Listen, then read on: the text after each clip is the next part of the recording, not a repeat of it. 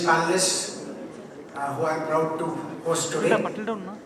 This is a post-lunch session. I know there are a lot of people who are in the back. They choose to, particularly the students, they can come forward and participate in this important point.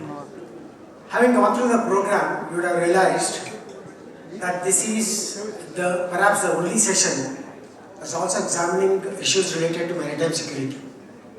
Holistic maritime security, but also the importance of strategic partnerships.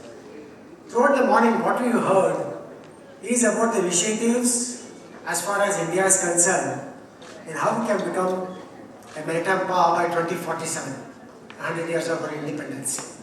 Phenomenal amount of initiatives have been taken, as has been brought out by people in the government, from the industry, on the kind of efforts that are required to make us a vibrant maritime nation by 2047. I think almost every speaker has alluded to the past history, the glory of maritime heritage that we've had. But however, we lost it out somehow in the process, and some of these were analyzed. What we are trying to look at is that if you are now going to build a maritime nation with the kind of capacities that have been defined in the morning, it's equated to something like 10 billion tons of TEUs, the additional ports, and moving on from just the traditional 12 major ports to maybe 15 or 20, and having additional minor ports which are going to contribute to this process. Technology that's going to drive all the initiatives which are there. Some of these were covered in the morning, and therefore, if you are trying to aspire to achieve all this through the maritime domain, an important aspect of this is there has to be a security environment. So this is where this panel will be discussing on the importance of providing the right kind of environment for promoting the maritime sector. I would like to draw your attention to the visit of IMO Secretary General just 2 days ago to the conflict-ridden area in the Middle East.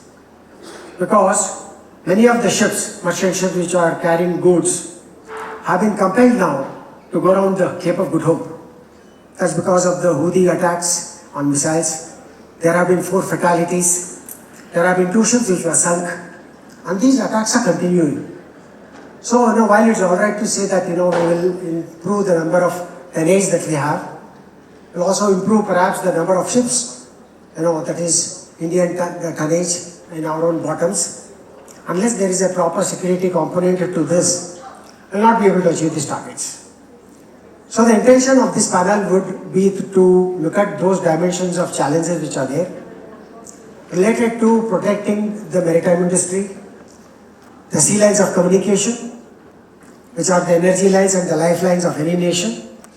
Mostly in our context where we are dependent on energy imports, and our EXIM is obviously dependent on sustained movement to and fro from the markets as far as East Asia is concerned. I think one of the speakers in the morning also spoke about our Act East policy. Now, Act East policy related to commercial transactions, increasing our cooperation with the countries in the eastern domain, more notably in the Indo-Pacific, tell us that the challenges are phenomenal. And we ourselves as India, again this is in public knowledge now, that we have a very long coastline of 7,516 kilometers. We have an exclusive economic zone of 2.04 million square kilometers. Not many are also aware that our search and rescue region is 1.5 times that of our exclusive economic zone or even more. Because it's the Indian Coast Guard now which is providing this kind of a coverage to any incidences that happens in the search and rescue zone. That's about 3.9 or 4 million square kilometers. I think it was the Commander-in-Chief, Eastern Naval Command, who told you the kind of deployment patterns that Indian Navy is engaged in. This is related to being there. Not when something happens, but being there, in terms of presence, forward posturing, and power projection. These are the constituents of an Indian Navy, and we are very proud to have a Navy which, of course, also has its own aircraft carrier, which was brought out again. to say that the Cochin Shipyard Limited Managing Director is here, CMD, and it's INS Vikrant that's come out of their yard and is integrated into the fleet. So, Indian Navy, which has now been considered as the first responder, many try to say that it is the facilitator, is the first provider, security provider, net security provider. There are different terms that are being used. The point to remember is that wherever there is any incident, whether it is an incidence of piracy, whether it is oil pollution, or whether it is some unconventional threat, including unregulated fishing, is the Indian naval units which are there first. So, this is the context in which we are trying to examine this session, which is totally looking at the security dimensions, the security challenges, as we plan to protect our mercantile fleet, our ports, our infrastructure, and all that goes to ensuring that we become a prosperous maritime nation. We are privileged to have three very eminent speakers in this panel. Admiral Karambir Singh, the former Chief of Naval Staff, is also presently the National Maritime Foundation Chairman. He finished one tenure and he's into the second tenure as the Chairman of the National Maritime Foundation. And as many of you would be aware, it is the go-to think tank as far as matters maritime are concerned. And of course, I had the only chapter outside of Delhi at Chennai, the National Maritime Foundation Tamil Nadu chapter. He would, based on his years of experience in different capacities, in command of ships, in command of fleets, and as Commanders-in-Chief of the commands, and as of course the Chief of Naval Staff, he will be able to tell us what he considers as the challenges that lie ahead in protecting the maritime enterprise that there is. Thereafter, we will move on to the Consul General of Germany, who is Michela Kushla. I made it a point to go and ask her whether this pronunciation is right, because we always get it wrong. So she said it's okay. So I passed that muster. But again, we are very happy that she is here to tell us about how she looks at, as a European country, at the strategic partnership. Please remember that India cannot do things on its own. Our bandwidth is limited. Also, our economy, which is now at about roughly $4 trillion, is still 1/5 that of China. So this is where we are looking at partnerships. And we already have an effective partnership in the form of Quad, where we have 4 countries, India, Australia, Japan and USA working together. And it's not just a NATO kind of an alliance. It's more related to the kind of outputs that have come through because of the IPOI, because of the IPEF, because of the health diplomacy, because of humanitarian assistance, disaster relief initiatives. So there's a phenomenal amount of benefits that accrue to India or any of the country participating nations when you get into partnerships. So again, Chief of Naval Staff will talk more about this in terms of his own experience in leading some of the naval initiatives such as the IONS, which is the Indian Ocean Naval Symposium, the IORA, which is a great event for us, and also some of the initiatives such as the Milan and also Dosti, which is happening in our neighborhood. Mr. Richard Chen is a good friend of mine, from the time he stepped into India. And I'm very happy he's got a complete delegation of Taiwanese TECC people here. And he's going to tell us about the kind of challenges that there are in cross-strait relations. Things are hotting up there, and particularly after the last Double 10, they call it Double 10, which is the 10th October celebration, and the President addressed, that has ruffled the feathers in Beijing, and therefore there are a lot of activities that are taking place there. So he's going to talk about what his perceptions are in terms of the threat analysis and how they are prepared, and he's also going to tell us about what kind of opportunities that there are as far as India and Taiwan are concerned to promote the skill development areas and also the technology development. So this I thought would be some of the brief points that I will flag before I hand over the floor to Admiral Karambir Singh.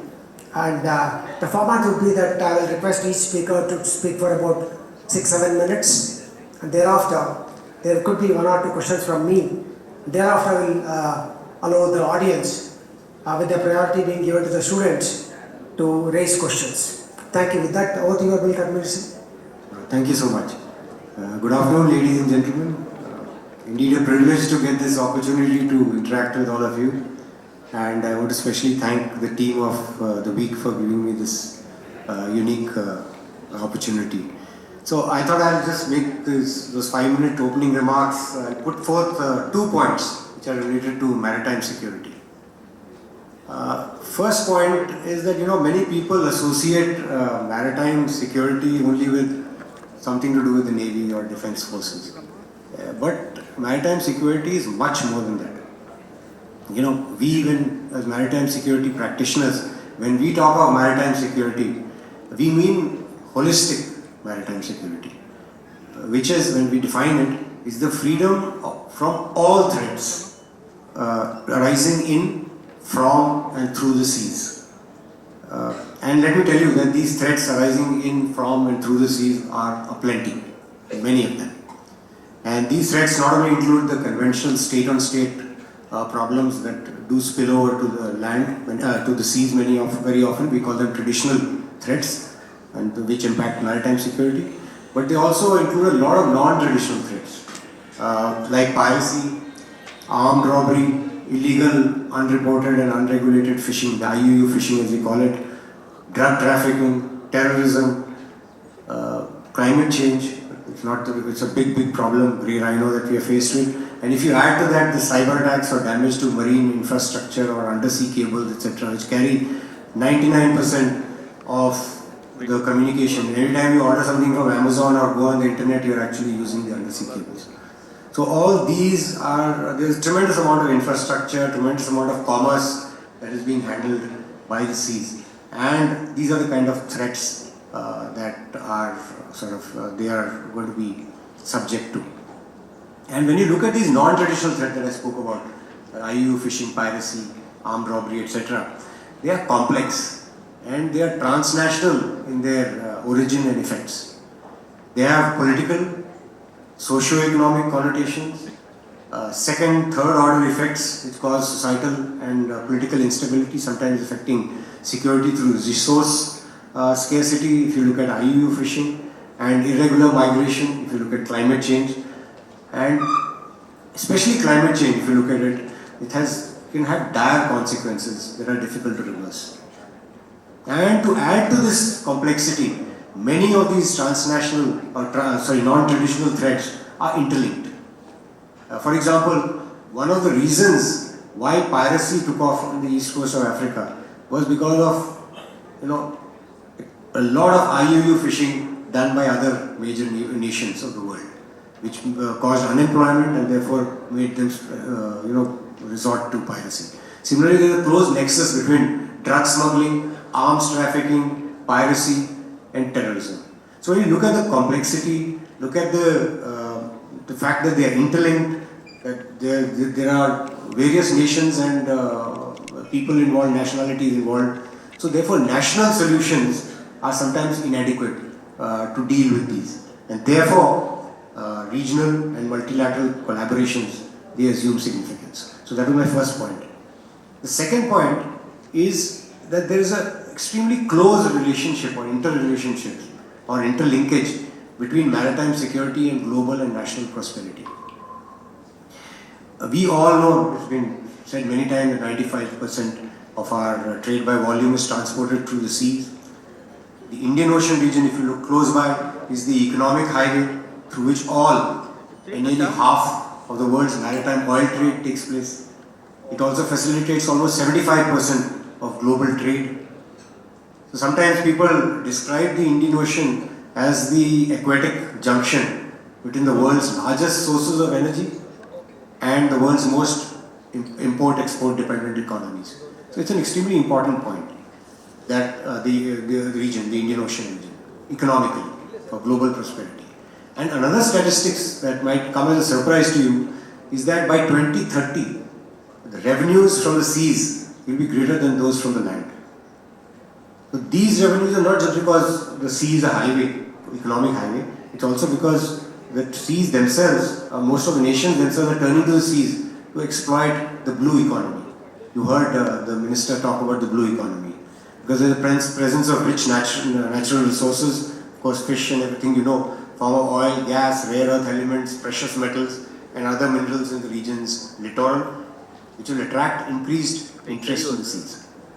So why am I getting at this point is that when you have so much of importance, economic importance, and when you have the kind of contestation that we are seeing all over the world now, where interstate and intrastate conflicts, and which often sort of spill over to the sea. You have the example of what's happening in West Asia, the Red Sea, the Gulf of Aden, Ukraine, Somalia, Yemen, Straits of Hormuz. All these are well known to you. And when these problems from land they spill over to the sea, they pose a serious challenge to not only our economy, Indian economy, which is, like you said, 90% dependent on the seas, but to the entire global economy that is so heavily dependent on the seas for trade. I'll just give you one example. That if our price of one barrel of crude goes up by $1, then it drains our Indian exchequer by 10,000 crores.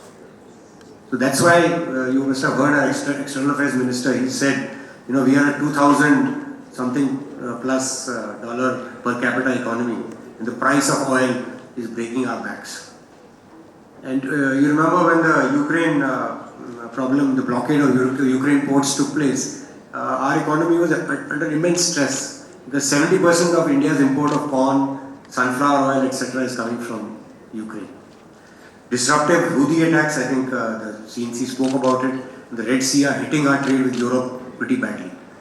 It has set our Indian economy back by several billions of dollars. Last fiscal, in one quarter, 30 billion, our economy was set back. So disruptions, if they happen in the Straits of Hormuz because of what is happening between Israel and Iran, then they have the potential to cripple our economy, notwithstanding the fact that we are getting some oil from Russia, but that again is coming through Red Sea. So I think I just gave you all these examples to underscore the close linkage between maritime security and global prosperity and national prosperity. So this was my second point, and what I want to say is that it's only in a secure and safe maritime environment that countries like India and indeed the globe can prosper. And if we aim to become a 5 trillion economy in a couple of years, and developed country, 30 trillion economy by 2047, we have to engage the world for resources, markets, investment, energy to fuel and drive this 30 trillion economy. And we will need to reach outwards to the seas. And for this, the free, open seas are a prerequisite. Any headwinds caused by problems at sea will severely stymie India's growth. So hence the crying need to keep the seas open, safe and secure, and closer home the Indian Ocean region littoral stable. And there is also this realization, whilst it is good, it is necessary, critical to keep these open, there is also a realization that there are too many potential threats, too much ocean and too many littoral zones for any nation to do it alone. And therefore this need for partnerships. And this fact of keeping the seas open, free and open, and the fact that we need to have partnerships is understood by several countries. And you look at the Indo-Pacific outlooks or policies by various countries, including Germany and of course India, you'll find this term free, open oceans used a lot. So the world today realizes that maritime security is a public good that needs to be enforced collaboratively to ensure global prosperity. And I think this is where India's maritime policy of security and growth for all in the region is spot on. If you delve a little deeper, you will realize that Sagar is perhaps the first instance where in tandem pursuit of holistic security and economic progress, that too in a regional framework, has been made a national priority. So I think we've done a great job in this Sagar vision, and we realize that we, with like-minded partners and nations, we want to become a preferred security partner and development partner in this region and provide something called collective maritime competence to the region to make sure that we are able to deal with these security threats that are staring at us. And therefore, the importance, as Commodore Vasan said, of strategic international partnerships and platforms like Quad, I2U2, IPOI, Indo-Pacific Oceans Initiative, IORA, the Indian Ocean Naval Symposium, they are all aimed to provide this public good maritime security to the region, because if you see Quad's 13 working groups, one of them is maritime security. If you look at the Indo-Pacific Oceans Initiative, one of the 7 pillars is maritime security. IORA, which was so far only talking about economics, they have included maritime security in its charter. So the way ahead is very clear. We need to collaborate and partner smartly to provide maritime security as a public good. And for our country, the Indian Navy is one of the important instruments to ensure maritime security in the area of interest and is working in a focused fashion in this direction. Thank you so much. Thank you, Admiral, for that exposition. Just to provide continuity, if I may ask just one question, related to technology. In the sense that so much has been discussed in the morning about, applying technology for maritime growth. So in the case of Navy, we are aware that after 9/11, they went on to the IMAC, they commissioned this where there are international players sitting together looking at the entire picture. Likewise, there are initiatives for underwater technology or protecting the submarine cables that you mentioned. So could you kindly tell the audience a little more about what kind of technological initiatives there are for enhancing maritime security? Actually, when you talk of technology, it works both ways. One is it enables you to do things more efficiently and faster, like for example the turnaround time in ports, etc. But it has a flip side to it in terms of the challenges that it imposes on us. As the Navy, as a nation, what we've been doing is we've used technology for one is to improve the maritime domain awareness. It's a vast ocean. The Indian Ocean region itself is about 9 times the size of India's landmass. It is extremely complex. There are different navies, different countries, nations which are using the seas, fishing vessels from all over the world that operate here. So to make sense of this whole thing, we need something called maritime domain awareness, and thanks to technology, both space, AI, and everything else put together, we are now being able to make some kind of sense of what is happening here.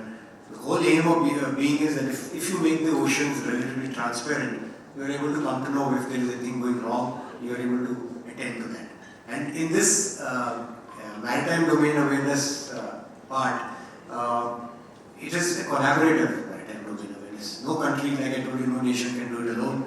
So under the Quad, we have something called the Indo-Pacific Partnership on Maritime Domain Awareness, where different fusion centers, we've got one fusion center in India, there are fusion centers in Singapore, there is one in Madagascar, we've got one in the Pacific Islands. All of them will join, exchange pictures, come to know what is the pattern, what if there are any anomalies. All this will give us a much better understanding. So therefore, that's how we are using technology to make sure that if anybody is doing something wrong, it's called out and action is taken.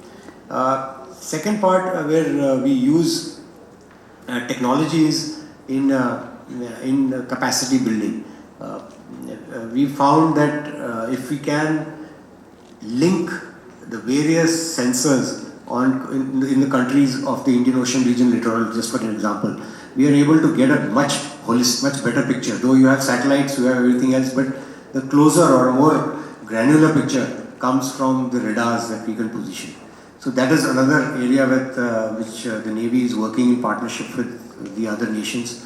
The underwater domain is something that wasn't really taken seriously for a long time, and that became an Achilles heel in our domain awareness.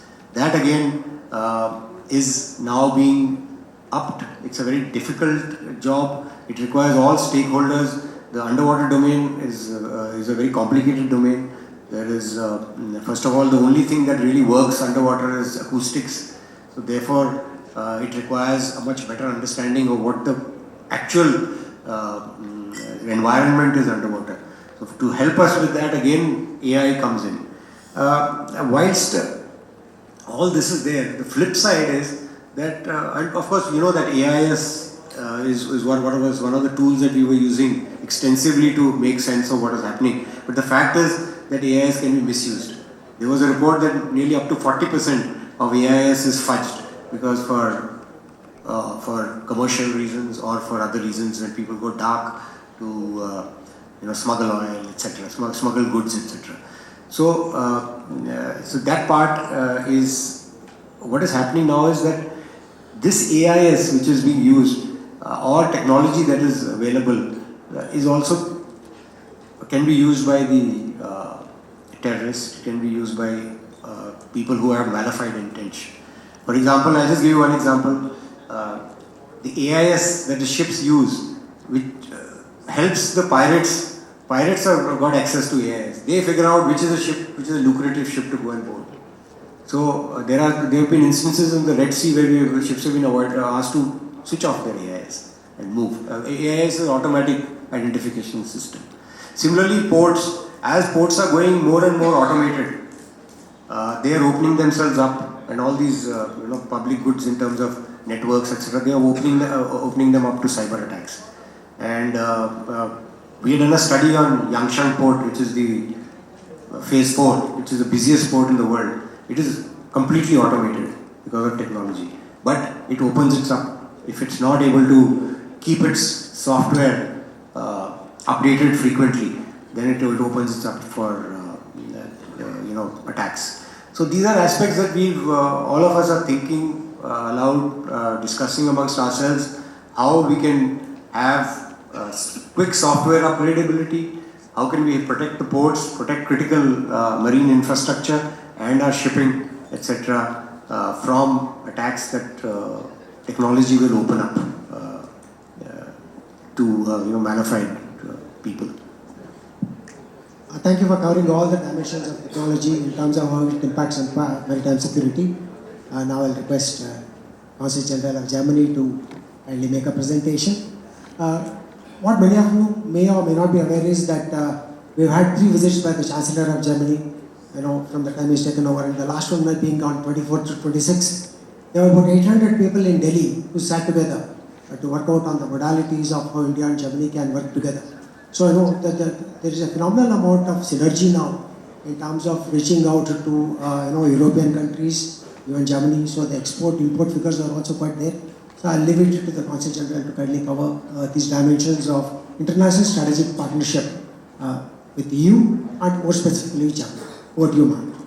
Thank you very much. I'd like to greet first our host, Commodore Vasan, dear Admiral Karambir Singh, dear Director General Chen, ladies and gentlemen, thank you very much for having invited me to this extraordinary event here in Chennai. Well, actually, I would like to explain a little bit why Germany is refocusing away from China towards India. Actually, 2 weeks ago, the German Council of Ministers adopted a strategy, a new strategy, which is called Focus on India. And here is why it is called Focus on India. India has been undergoing a fantastic dynamic transformation in recent years, affecting politics, business, and society alike. As the world's most populous country, it is rapidly emerging as a central and active shaper of international politics and of our globalized order. India already plays a critical role in global efforts to protect the climate, environment and biodiversity and to achieve the sustainable development goals outlined in the 2030 Agenda. In our time, where the UN Charter and international law face considerable pressure, India serves as a stabilizing influence. The geopolitical tensions in the Indo-Pacific and the region's high economic dynamism will be key in shaping the global order of the 21st century. India has clearly expressed a desire to shape these future developments and to advocate for developing countries worldwide as the voice of the global South. India's economy also has consistently outpaced other major economies for years. Projections suggest it will become the world's third largest economy before 2030, a place which Germany holds at the moment, partly driven also by its population growth. The country's success is reducing poverty, has bolstered its domestic market potential as prosperity rises. India also gained global recognition as a leader in sectors such as information technology, digital public infrastructure, and space exploration, establishing itself as an engine of innovation. And that is why the German government is pursuing several priority goals in its partnership with India, in its strategic partnership with India. We aim to promote a fresh perspective on India that highlights the vast opportunities for expanding our bilateral relations, encompassing all areas of cooperation, starting with foreign policy, security and defense policy, also in the sea, development cooperation, climate and environmental policy, legal and justice systems, civil society engagement, and so on, including also parliamentary contacts. Since 2000, Germany and India have enjoyed a strategic partnership built on close, amicable relations. Since 2011, regular intergovernmental consultations have strengthened this partnership, creating a vital mechanism for bilateral cooperation. With this in mind, and now I come back to your introduction, the October 2024 intergovernmental consultations will further advance Germany's collaboration with India. In that respect, the years 2023, so last year and this year, have been marked by exceptionally close cooperation. Firstly, India's G20 presidency brought several German ministers to various locations across India, also here to Chennai. Recently, the Asia-Pacific Conference of German Businesses took place in New Delhi, drawing together business partners from India, Asia as a whole, and Germany. Currently, over 2,000 German companies are active in India, with over 100 in Tamil Nadu alone. Secondly, the Asia-Pacific Conference, attended by 4,000 business leaders, both men and women, included addresses from Prime Minister Modi and Chancellor Scholz, was mentioned before, followed by joint Indo-German government consultations with 6 ministers from each government, under the theme Growing Together with Innovation, Mobility, also on the sea, and Sustainability. These 7th Indo-German government consultations emphasize technology and innovation, labor and talent, migration and mobility, climate action, green and sustainable development, and economic, defense, and strategic cooperation. Both countries agree that these domains will be key drivers in our increasingly multifaceted partnership, which spans a lot of areas like trade, investment, defense, and I've named some of them already before. Thirdly, in September 2024, Germany and India signed a new agreement on Indo-German development cooperation, committing to €1 billion per year until 2030. This agreement focuses on climate action, urban mobility, and rural development projects. And lastly, there were 2 further highlights in 2024. In August, the Indian and German Air Forces conducted joint exercises in Sulur, near Coimbatore, and in October, the German Navy visited a port in Andhra Pradesh and the port of Goa as part of its Indo-Pacific Deployment 2024. A frigate and a replenishment ship made port calls reflecting Germany's commitment to free and secure shipping routes, crucial for our export-driven economy.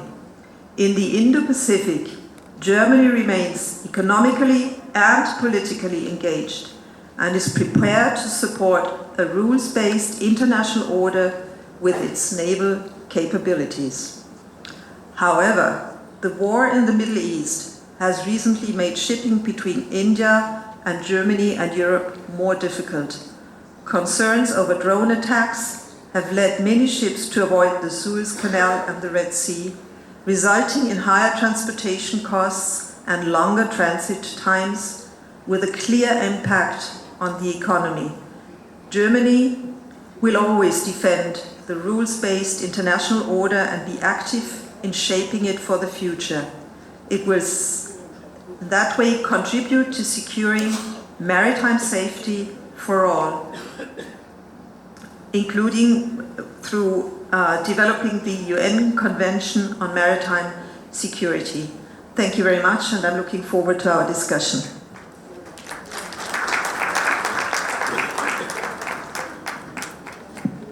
Thank you for that excellent presentation on the future of Indo-German cooperation in the context of emerging challenges of maritime security, but also the international global order. With that, may I request Director General TECC, Mr. Richard Chan, to come forward. All of you are regularly monitoring what's happening in the Taiwan Straits, and sitting here, we look at it regularly. There are many issues of challenges which are related. That's one part of his presentation related to how Taiwan is looking at these developing challenges. The second part of that would be about how Taiwan contribute to India's aspirations to be a technologically enabled country. What do you, Richard? It is a great pleasure to take part in the Maritime Conclave 2024 and talk about the strengthening maritime security and strategic partnerships. As Taiwan is an island country, its economy is deeply connected with the sea. Most of its foreign trade is seaborne, so the shipping industry is very important to Taiwan. About over 10% of the global cargo is actually shipped by Taiwanese companies, and I'm so glad that the representatives of the four Taiwanese companies, Evergreen, Yangming, Wanhai, and InterAsia, they could join us for today's conclave. You know, the security and stability in the Taiwan Strait is not only important to Taiwan. Actually, a big chunk of the world's seaborne trade passes through Taiwan Strait, making it a key international waterway.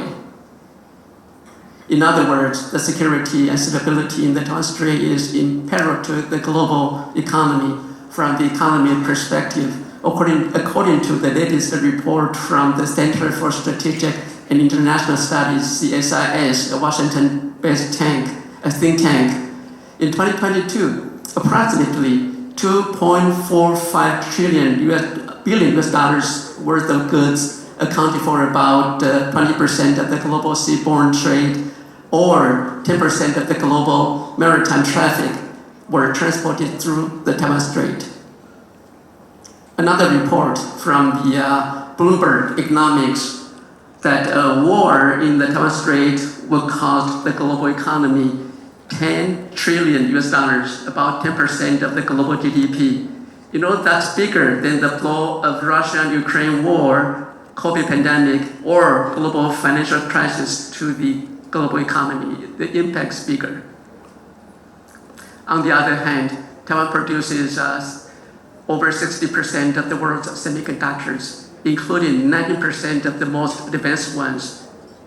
Taiwan is the only country that's capable of producing the semiconductors for AI, artificial intelligence. Once the supply of semiconductors was interrupted, it would result in the loss of trillions of US dollars in the global GDP. Plus, if there were conflict in the Taiwan Strait, shipping companies, they would avoid the strait.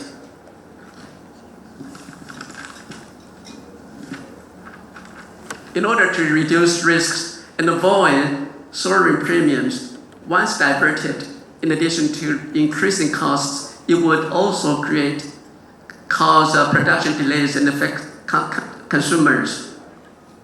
Those reports show the importance of peace and stability across Taiwan Strait to the international trade and global economy, ensuring free and unobstructed navigation in the Taiwan Strait is integral to global prosperity. Any conflict in the strait would be disastrous consequence for global economy. I would like to talk about it from a different perspective. From a strategic point of view, Taiwan's security is also deeply connected with the maritime security of the Indo-Pacific. As an island country, Taiwan located in the Western Pacific Ocean, straddles atop vital sea lanes in the South China Sea, which links the Indian and Pacific Oceans. Taiwan plays a significant role in preventing China from dominating in the West Pacific, the South China Sea, and further down to the Indian Ocean. From this perspective, Taiwan's security is essential to the maritime security of the Indo-Pacific.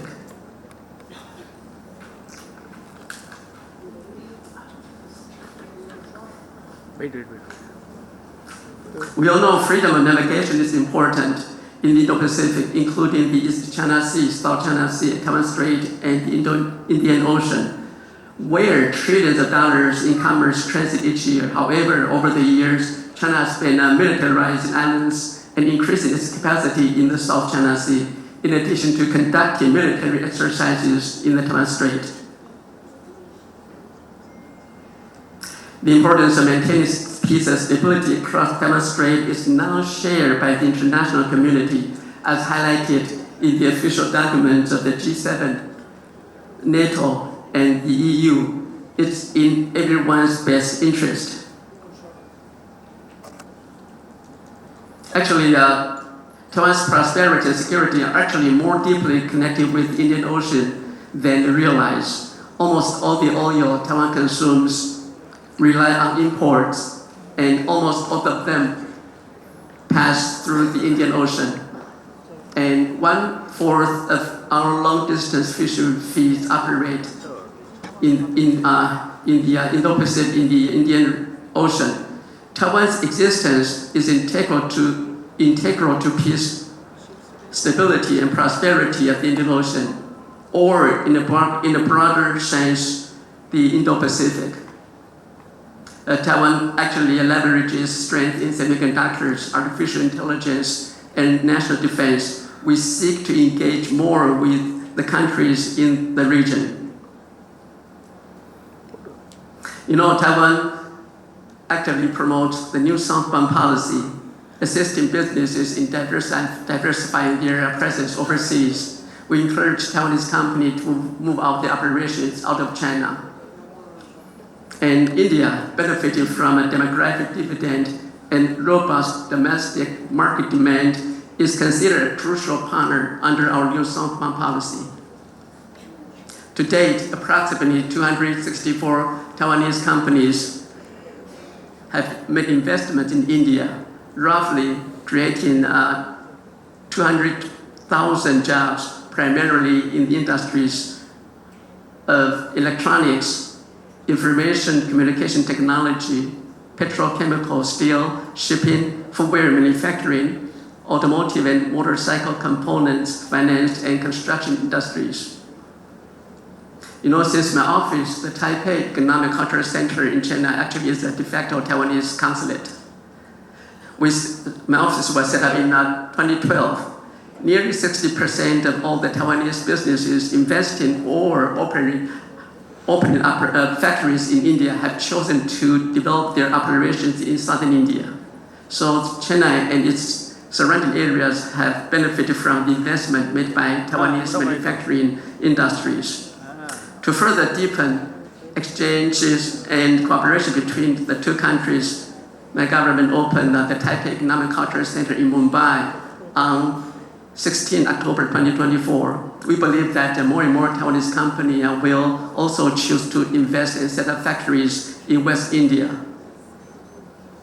Despite geographical distance, our lives are interconnected, and we all have a stake in the prosperity and stability of the Indo-Pacific region. When it comes to maritime cooperation, fishing is a key area. Taiwan is one of the biggest fishing countries in the world, and associated fishing processing industry is also significant. Furthermore, for decades, Taiwan has been dealing with illegal fishing and sand dredging and maritime rescue, given Taiwan Coast Guard's experience in handling those issues professionally. Both Taiwan and India are integral and indispensable stakeholders in the Indo-Pacific region. Both countries are proud of their democratic traditions and have mutual interest in upholding international rules-based order. We are dynamic democratic countries in the Indo-Pacific involved in military confrontations with the People's Republic of China. Over the years, India and Taiwan have developed a natural and trusted partnership. Our two countries may be oceans apart, but our shared values of democracy, freedom, and rules of law will serve us well as we continue to deepen bilateral cooperation on matters of mutual interest, including regional security, trusted supply chains, trade, investment, science, high-tech, education, and talent cultivations, as well as people-to-people exchanges. Given the evolving geopolitics and geoeconomics in the region, it is the time for India and Taiwan to take further steps to strengthen our bilateral partnerships.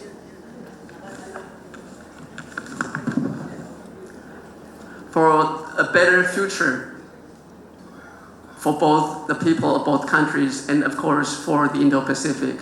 Thank you.